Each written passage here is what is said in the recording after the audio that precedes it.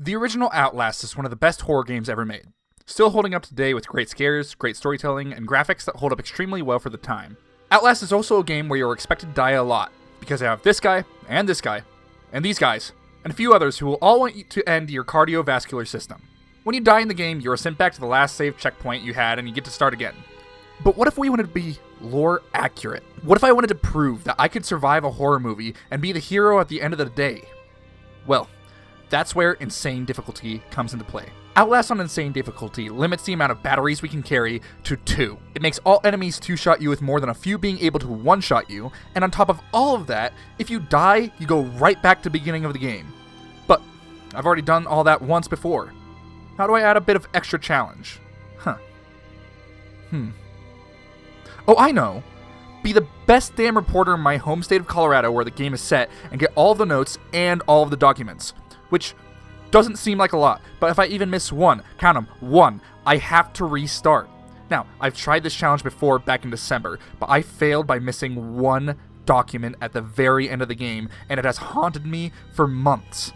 So, let's hop into the world of Outlast and see if we can become lore accurate Miles Upshur.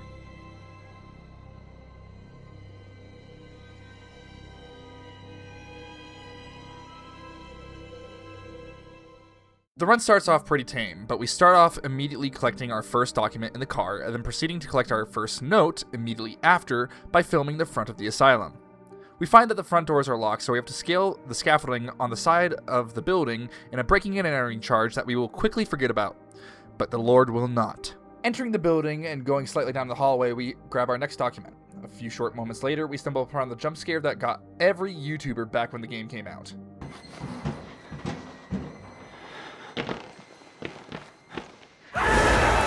I don't know why that still jumped me. Like, legitimately. We film the guy in the pole to get our next note, and for our breaking in and in charge, we get thrown through a window. Yeah. Little pig. Alright. We start to wake up to Father Martin saying some odd shit. Then we pass out again, and then we get 2 back-to-back documents. Film a guy watching static, get tackled, film a toilet, and then watch as Father Martin fucks us once again.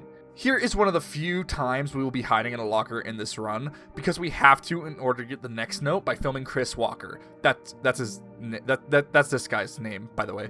Because Father Martin turned off the power, therefore cutting off our one exit route, we have to go down to the basement to turn the power back on. Crawling through this wall will give us our next document and will be the first bit of AI manipulation we will be using in this run. The basement requires us to hit 2 buttons and flip a lever in order to hit this button that turns the power back on to the main area. The only problem is that when we hit the first button, an enemy spawns in and kicks down this door. We're able to sneak past the enemy and flip the lever down the hall, but once the lever is flipped, he will make his way down to us. We can abuse this by closing the door and waiting next to it.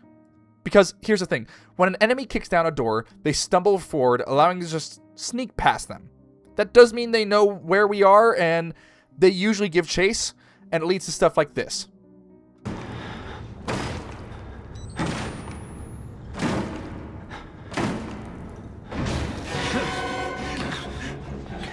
Come on.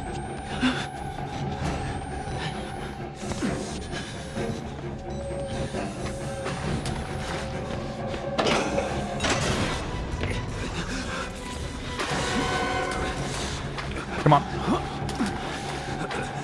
Bitch. After leaving the basement, we're able to get back to the computer and finally escape. Nope, just kidding. We're drugged and dragged super deep into the asylum because Father Martin is a dick. Fuck you, Father Martin. We wake up in Father Martin's cell, film it to get a new note, and wait for this kind gentleman to open the door. Thank you. With the knowledge of a man who's played this game multiple times before, we book out of the room and go to the one room with an exit that allows us to progress. After making our way slightly further into the asylum, we find this gentleman who's whispering to himself and saying, down the drain, down the drain. And instead of going down the drain, we grab our next document. It's here we would play this stupid game of back and forth, these 2 guys, where I run back and forth just for one door, and one of the other 2 times I hide in the lockers. But I digress. After I open the door, I run into the twins and decide that going out the window would be a great course of action. After coming back in through the window, I grab this document, and we see Chris trying and failing at chiropractic readjustment. Immediately after entering the showers, we once again run into the twins, this time not behind bars, and we avoid them by jumping out a window. After we crawl back in through a different window right behind the twins and avoid them, we take a right instead of going forward and grab our next document. It's here where we get a bit jump scared by Chris, who is very, very scary, and I promise you he's right behind me. I've just played this before. After avoiding Chris by going through a vent, we once again get thrown out a window, and we come to this fantastic, horrifying bit. It is a pitch black space, and Chris is looking for us. Now, for this, we are going to abuse two things. One, we are faster than Chris. And two, Chris cannot see in the dark. He does not have a night vision camera. Once Chris passes us, we jump over the door, run up the stairs, and have to go around the long way, because if we're too slow, Chris can kick it down and cut us off, which what we call in this field, not good. I'm coming. You won't have to kill yourself. I'll make the rain stop.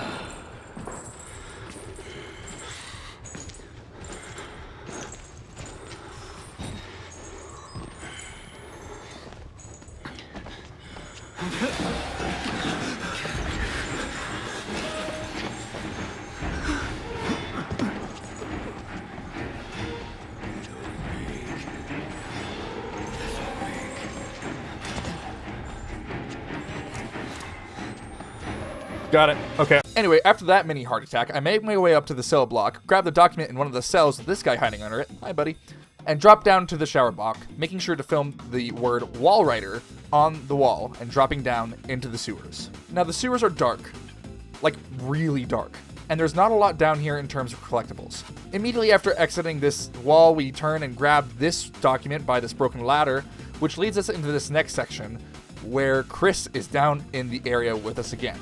Now, unlike the previous area with Chris, played casually, this area is stressful because it's one of the few that's bright and open, so Chris can see you from a large distance. But we're going to use our strength of speed and run like hell because we can beat Chris to the safe alcove and turn on the first water outlet. Then it's here where we use our next bit of AI manipulation, because we have two paths right in front of us. We can either go through the sewer that is a shorter route, or we can turn and go the longer route that we came from running-wise. We're going to bluff going down the further route because what will happen is Chris will spawn in again, and he'll be moving to cut us off.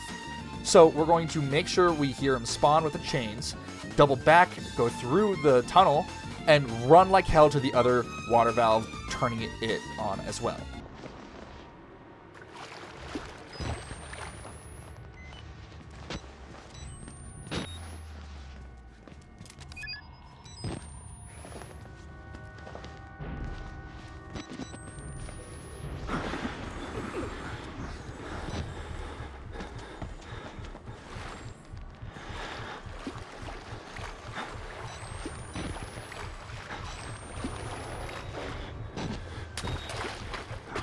Okay, let's go back.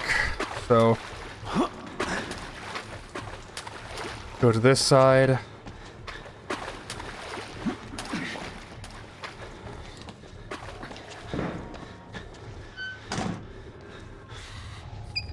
It's here we're going to wait for Chris, because once Chris kicks down that door, his pathing is automatically going to take him to the lockers on the other side of the room from where I'm hiding. And the second he starts moving and I'm outside of his hit range, I'm booking it. I'm booking it and I'm running like there's no tomorrow. This relatively simple AI manipulation turns this really stressful point in a casual playthrough into a really easy part of a challenge run, allowing me to get to the ladder faster than I would have if I just played it normally. Going down the ladder leads us to the lower sewers, and this part is short, but it highlights a great point of insane difficulty that I want to show off. You'll notice that I am playing very conservatively with my night vision, and that is because there's very few batteries that spawn in compared to normal difficulty. And being able to only carry 2 extra batteries really handicaps us and makes sure that we use our battery life conservatively.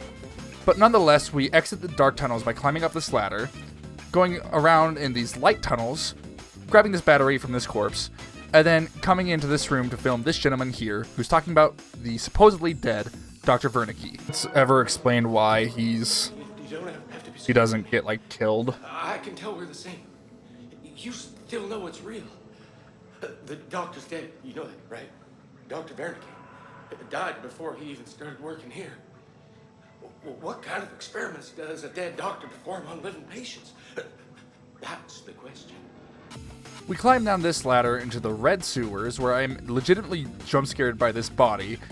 And a bit further on, we enter into the super dark area, where we go into the secret area to grab our next document.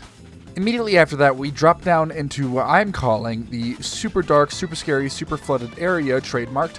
And guess who's there, if not our good friend Walker. The nice thing about this area is that he is slow and he can't see us, and we're faster than him. So we can move right to the center with the lit up island, hop up, grab the ladder as he sees us and starts charging at us. And we are done with that. Then this mad bastard tries to jump us, and we just do a little do-si-do around this corner, breaking his ankles harder than, I don't know, I don't watch basketball. And we head into an area I think fully inspired the game Bloodborne. After climbing through this wall, we come over and film the work of art that is in this room, and then we climb up the stairs and film the message that's written on the wall in this room. After ignoring our full sense of fear and everything that's right and wrong to push the crate outside of this banging door, we head down to the infirmary where we grab the document on the far side bed, then climb up into the vent and get into a chase sequence that still scares me a little bit even now.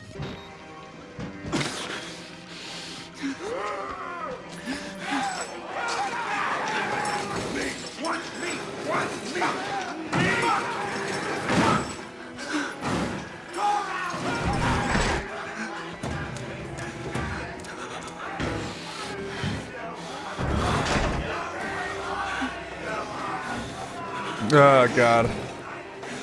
This one is one of those shake sequences that just gets your fucking blood moving. But in here, I'm fucking completely safe. And this is the place I'd say, you know what, let's just wait for everyone to starve and die.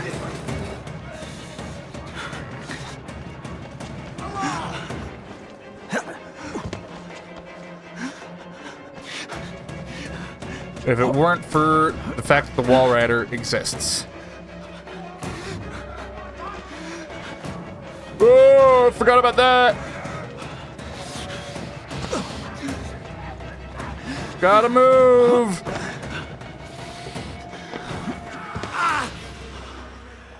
Ha ha ha ha ha. Oh God, I'm so fucking good at this.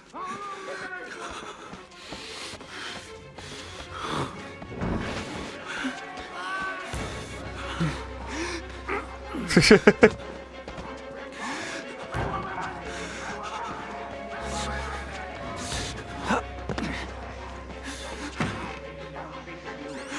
down there? You're not one of them, are you? Quick, get in the dumbwaiter if you want to live. This one, like, they get way too close for comfort. It is here we meet Dr. Trager, who is the worst doctor I've ever met. And it's not because of his attire, or lack thereof, or his tools, or the fact that he takes 2 of my fingers. It's that he makes me sit through a nearly 4-minute long cutscene. And I have to sit through it every single run. I am not joking. There's no skip in this game, and I just want to leave. Once we gain back control of our character and we get out of the chair, we're able to go and film this guy, who's talking a lot, and then he starts shouting a lot. And the reason we're hidden under this bed is because the shouting draws out Dr. Trager. Filming him kill this guy leads us to our next note. After quickly avoiding Trager and hopping up into this vent, we hop into this next hallway area, where the entire point is to push the crate that's in front of this door at the end of the hallway out of the way so we can get there. It shouldn't be too hard. I've never really done... No. No, you motherfucking fucker! Fuck!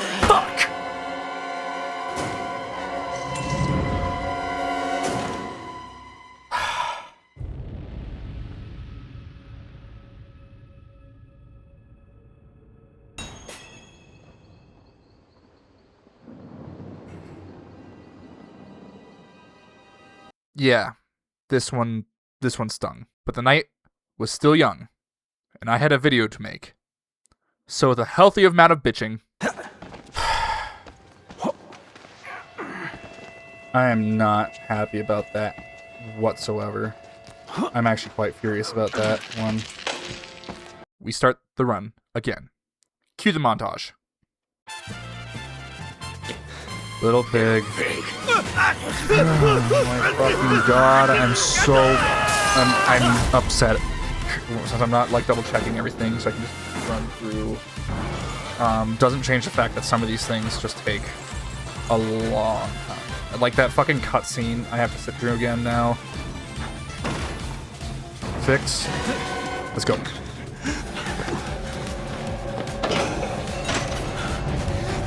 Fuck! Nope.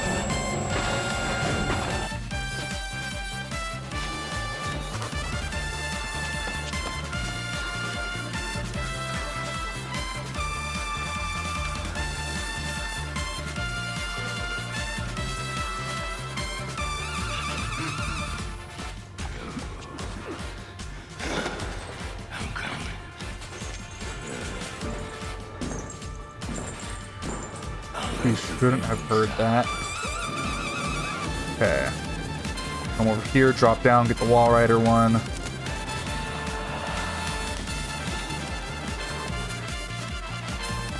It's sort of respected.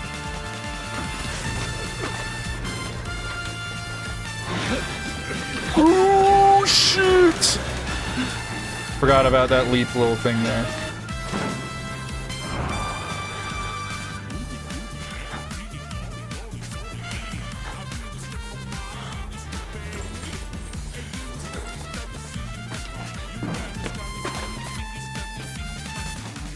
Be careful and juke him and all this stuff. Nice, nice. Alright.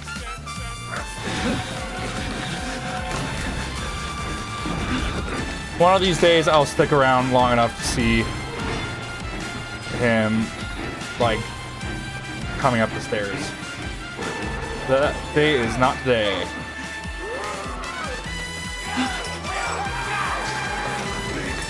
All right.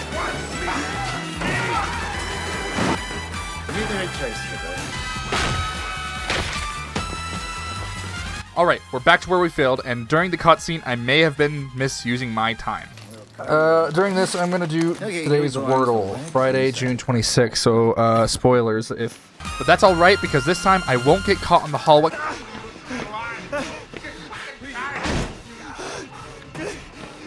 Holy shit!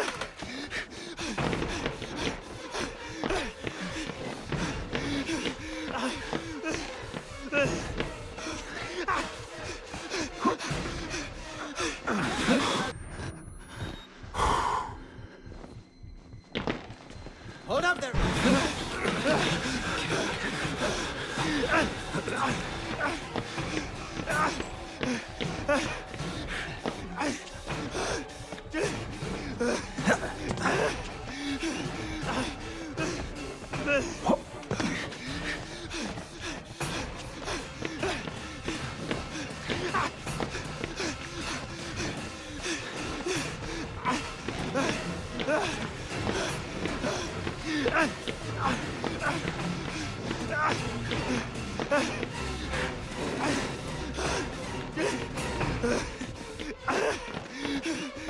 Fuck.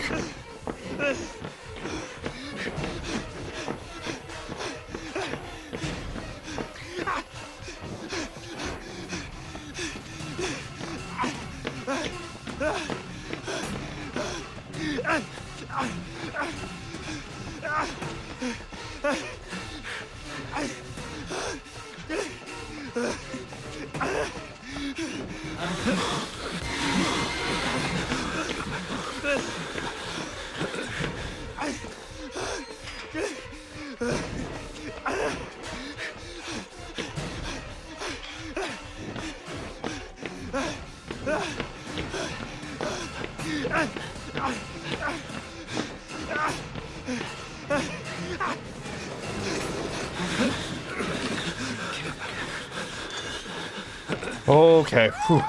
Had to focus. Had to lock fuck in there for a second. Oh boy. After climbing through the vent and grabbing the document on the toilet, we come through here and grab the key on the wall where Trager jump scares us and we hide in the dark until we can run past him. Because after this, and all this running and all this stress, I could really use a Trager sandwich. Wait, the note is called Trager Juice. God, going down a floor or two, we film what I can only assume is the most mentally stable guy from Pueblo, Colorado, to get the next note, and then head over to the side office and grab this document. After squeezing my fat ass through these walls, we come to another point where Chris Walker is going to cause problems, because we have to turn off the sprinklers, and the valves are in this area he's patrolling. And once again, we're going to ignore all concepts of stealth and self-preservation, and book it to the right to hit the first lever, and open that valve. Now we're going to wait, and when the coast is clear, because sometimes it's not, sometimes he loves to double back and fuck us over, we book it once again to this alcove where we can slip our fat ass in once again, see a guy taking a bath, open the valve, and then we have to double back once again because Chris loves to scare the shit out of me. After putting out the fire in the dining room, we quickly get jumped, film this bowl of fingers, haha, very funny, you get it. To get this note, grab this file, and go outside the asylum. We're going to have to trust me. There is gameplay here. I am playing the game. It just doesn't look like it. We're going to run up in the dark and grab this note, film the ghost, get scared by Chris. Once again, could you kindly fuck off? And then we're back inside. Not much to it. Then we're back inside and we can actually see. Never mind. We come to this point where Father Martin's yelling at us to come meet him in the church or something, and then we go down this really dark hallway to grab this document. And fun fact, this is the place where I first lost my first run, and it wasn't because I died, it wasn't because whatever, it's because I tabbed out, and Outlast hates getting tabbed out, and I crashed. I'm not even joking there. Then we come into this room to film this weird contraption to get our next note, and then we come into the elevator room. We need to go 2 floors up, but the one right above us is stuck, so we're going to have to find the key. But first, we're going to come back downstairs, film the guy in the elevator to get our next note, and then go down into the basement and grab our next document right next to the guy doing his best impression of the Blair Witch Project. Going back up the stairs, we are able to find the key stuck in the laundry elevator. And to open it up, we're going to have to find 3 fuses. And I am not joking when I say this. This area has ended more runs for me than any other area in the entire game, and here's why. 1, the corridors and hallways are tight, meaning that once enemies start chasing me, it's hard to avoid them.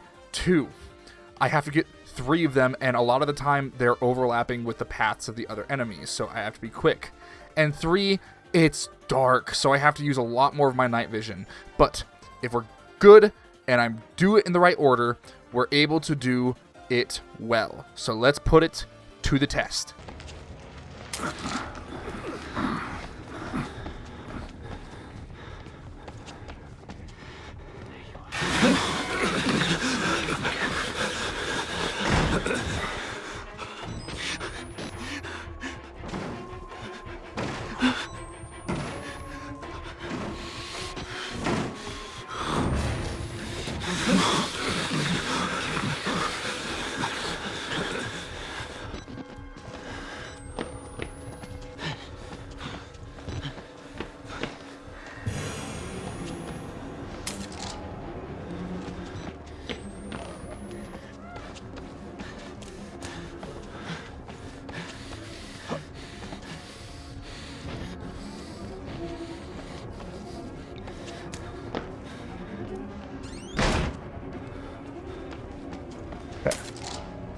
Grab that.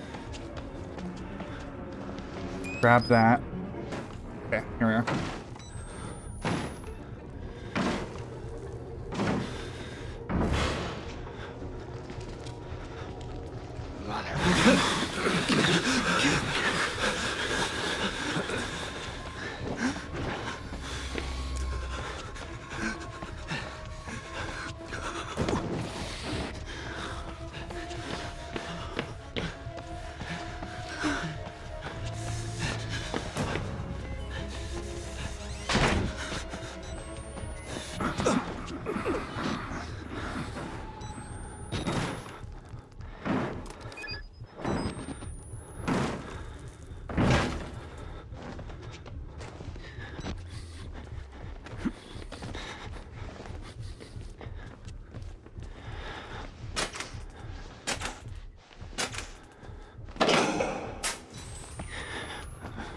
Down.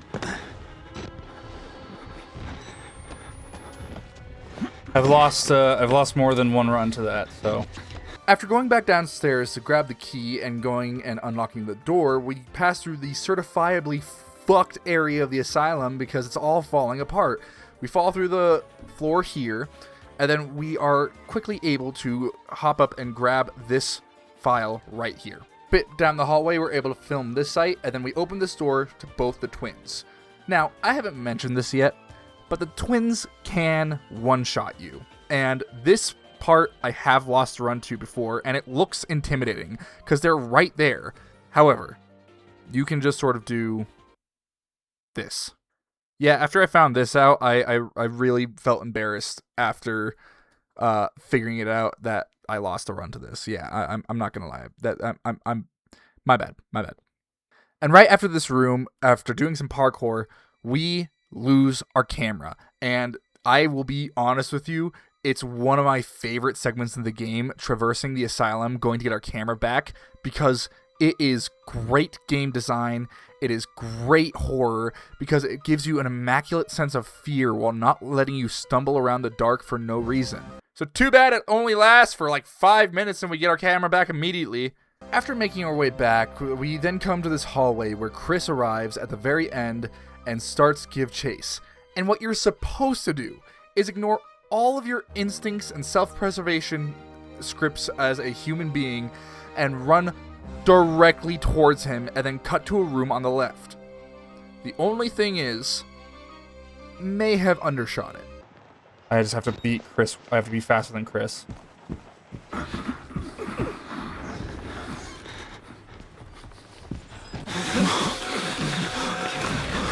Oh, fuck me.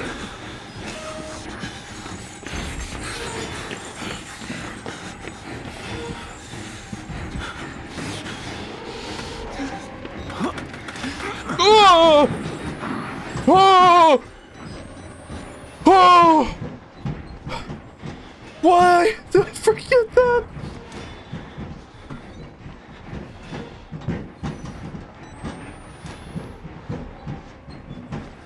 Oh. Oh. I am legitimately in pain from that one. Okay.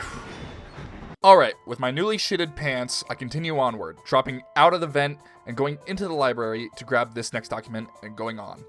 It is here we're told that if we want to attend the church meeting with Father Martin, we're going to have to go watch a movie. And I'm not going to lie to you guys. I definitely don't pirate it while getting distracted again. Okay, now I'm going to go back to my connections. 7th, 1985 in Los Alamos, New Mexico. The movie is a voiceover from Dr. Wernicke, the one that other gentleman earlier in the run was telling us was dead, talking about a morphogenic engine. In order to get the key to attend church, we have to then go up to the projector room, and this is where I grab another file, and I get jump scared by this guy and make my way around to grab the key. Dropping down, we have to once again avoid the twins. Sorry. A twin again, and we come up to these rooms where we film this guy staring at the TV.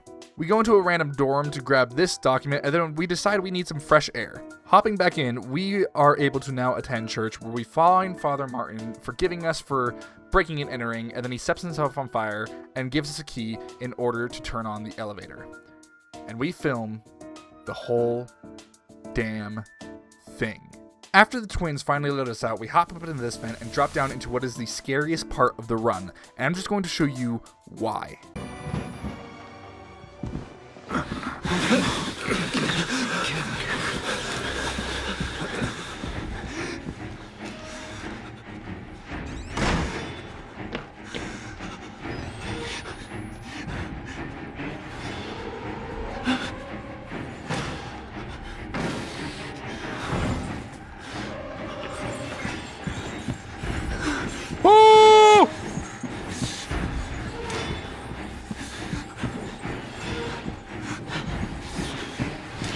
Yeah, this section fucks me up every time.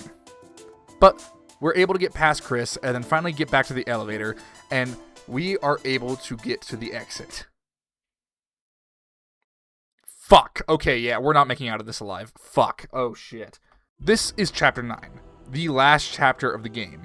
And we walk in and we film the wall rider text and hey, it's the room we saw at the very beginning of the game with Father Martin. Oh fuck, we're definitely dying. Oh, son of a... After we get this note, we hop over to the desk and grab this document before continuing down the hall where we see a lot of gore and surgical equipment. We enter this mortuary room to grab the next document and then we continue down to this room to find the morphogenic engine formula. We film it to get the note. It is here where we meet the wall rider. Another enemy that can one-shot me, and during my first playthrough, killed me 10 times in the same area.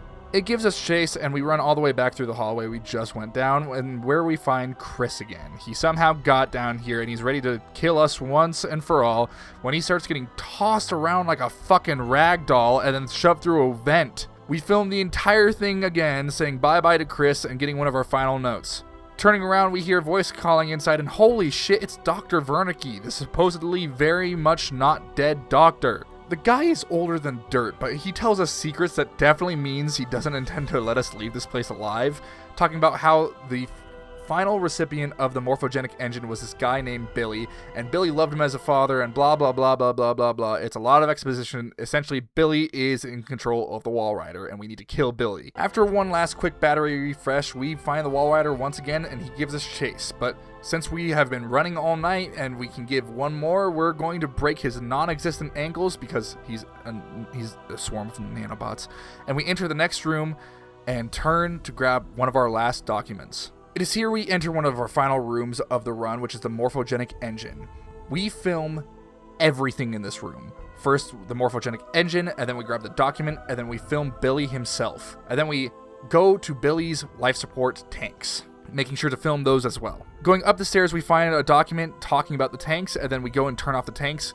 When we start trying to leave, the wall rider appears and gives us chase once again. It is now a mad dash to the second part of Billy's life support. But we're able to get there, and welcome, ladies and gentlemen, to Stair Walking Simulator.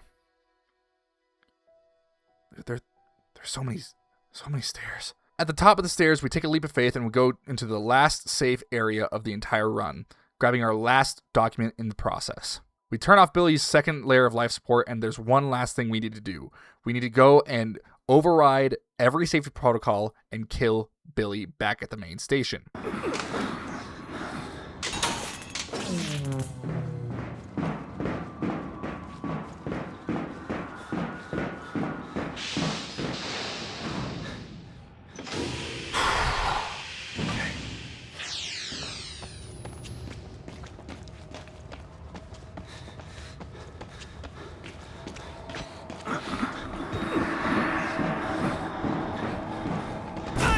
Okay.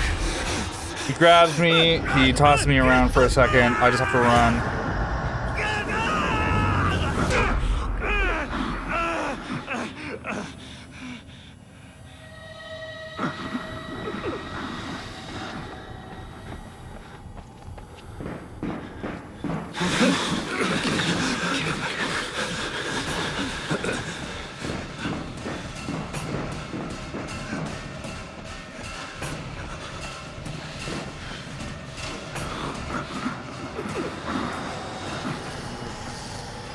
All right. So that should be 31 documents, 31 notes. 29, 30, 31. Beautiful. 1, 2, 3, 4, 5, 6, 27, 28, 29, 30, 31. Ooh, no. 1, 2, 3, 4, 6, 27, 28, 29, 30. No. 31.